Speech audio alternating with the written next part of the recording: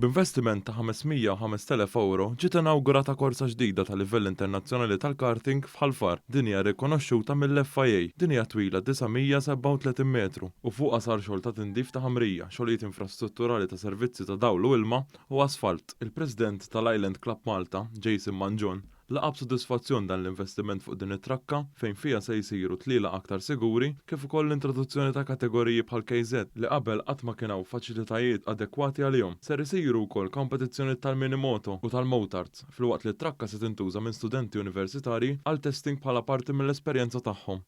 Trakka hija importanti ħafna għax mingħajrha ma stenniex nipprattikaw l-isports li aħna tant inħobbu f'post sikur. Waqt din l-inaugurazzjoni, il-Ministru għall-Infrastruttura Ian Borg qal li l-Gvern huwa impenjat li jinvesti fil-komunità sportiva hekk kif pajjiżna għandu diversi nies bħili sportivi u dedikati. Dan l-investiment għażjed minn €900,000 qed nuru kif l-infrastruttura sportiva hija importanti.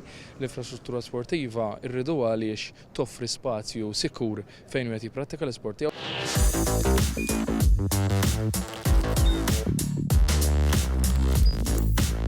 Idħol fuq one.com.mt u hemmhekk tista' tara l-programmi kollha li jxandru fuq One permezz ta' One Play.